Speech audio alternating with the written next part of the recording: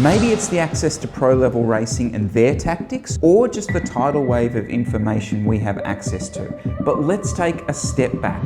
Let's simplify race tactics. I've been back doing some local racing and I wanted to share with you a really simple step to improve your racing. Now I want to stress the word simple because what I've noticed since jumping back into the racing scene, the level of nuance that's inferred in that content is really hard to execute, and it can just give you brain fog at 200 beats per minute. So let's cut to the chase. What we're going to do is, after you have signed up, maybe you're just doing a warm-up lap, I want you to ask yourself one question.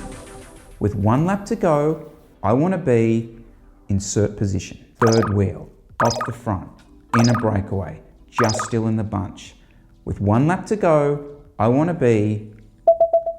I know you're saying, shit, Chris, that sounds ridiculously stupid, but hear me out, okay? Now, the first thing this is gonna do, it's going to focus your mind to the task at hand, because it's so easy. You turn up, you sign on, you're pinning your number on, you're chatting to mates, you're doing a bit of a warm up, and before you know it, the race has started, and you haven't actually mentally gone through the process of thinking about what you're there to do. This will focus your mind on that. The second thing, and I've seen a lot of this recently, especially in some age group racing, is it will stop the float.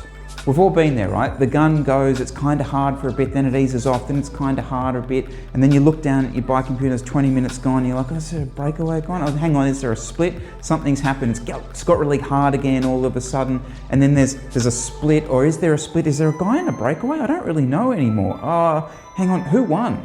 Asking yourself where you want to be with 1 lap to go and reminding yourself of that will rip you out of that slumber. And remember, this is not a race goal, it's a last lap goal, which is way more easy to digest. Now I said last lap goal, so obviously that refers to our criterium. If it's a road race, let's just say it out to a mile or a couple of kilometers, but it's the same concept. What sort of goals can you set yourself? Well, this is the best part, because there is no wrong answer.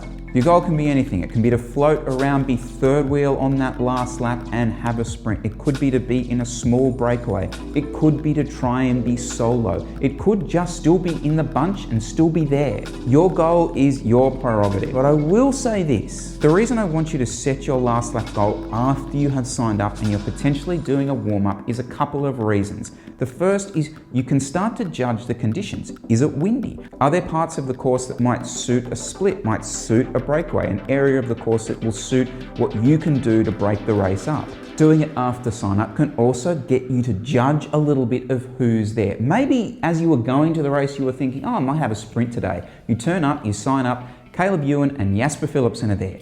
Guess what?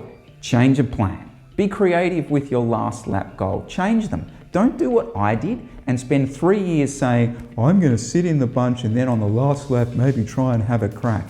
Guess what, Chris? It didn't work last week, it didn't work last year, it didn't work 3 years ago, it's probably not going to work today.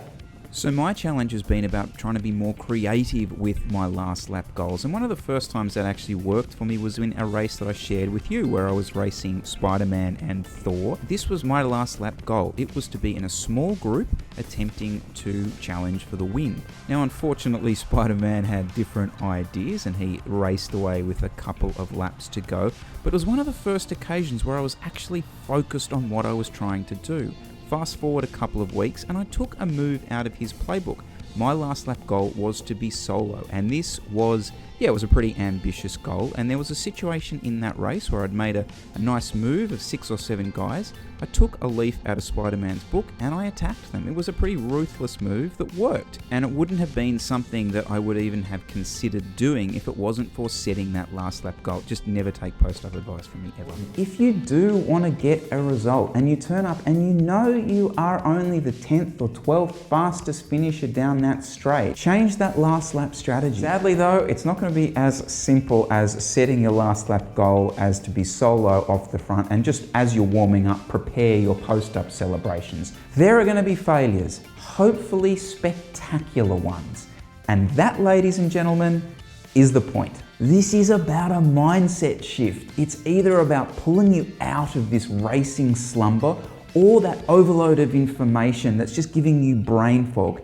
It's focusing your brain on that moment. My final piece of advice on this is keep a record of your goals and how it played out. The real benefit of this technique is in its reflection. Now, I know Strava have that function where you can write private notes on a ride. That can be kind of useful. Today's Plan have similar. I know the neuro coaching guys use that feedback heavily when they're talking to their athletes. Write down what your last lap goal was, what you did throughout that race to try and make that happen, and then ultimately, did it work or not? Now let us know down below if you have any super simple race tactic advice. Maybe it's a trigger, something that you can just use to focus your brain, or if you have an 1800 watt sprint, you just want to flex that data down below, go ahead, go nuts.